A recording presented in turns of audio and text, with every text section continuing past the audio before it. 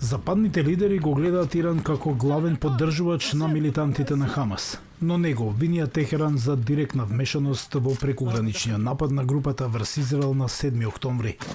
Пред нападот односите меѓу Западот и Иран предпазливо се подобруваа.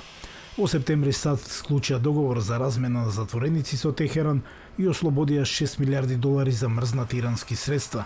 Тие пари оттогаш се повторно замрзнати.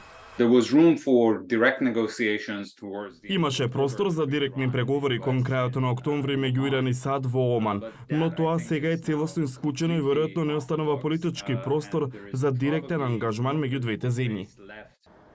Разговорите во Виена за заживување на иранскиот нуклеарен договор од 2015 година беа закочени минатата година, иако ниту една страна не рече дека се официјално завршени.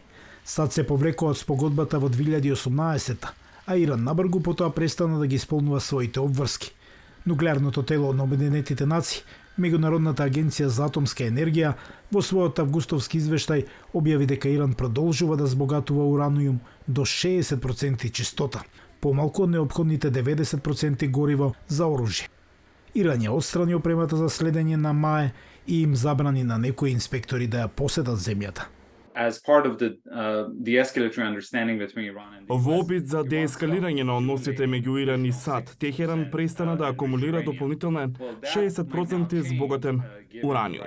Тоа сега може да се промени со оглед на зголемените тензии меѓу двете држави.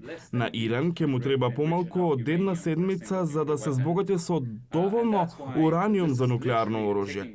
Нема време, треба да има решение да се ограничат нуклеарните активности на Иран. Шефот на МАЕ, Рафаел Гроси, рече дека не гледа никаква корелација меѓу војната меѓу Израел и Хамас и иранската нуклеарна програма.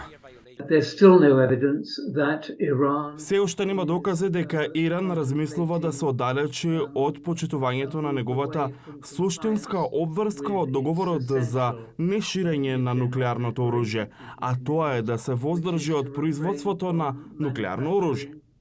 Дали Техеран може да се обиде да искористи својата нуклеарна програма против Западот, додека се зголемуваат тензиите во регионот? Веројатно бараат начин да предизвикаат вознемиреност кај Западот за нивната нуклеарна програма, но да се надеваме дека нема да ја преминат границата и да престанат да бидат дел од согласноста со договорот за неширење на нуклеарното оружје.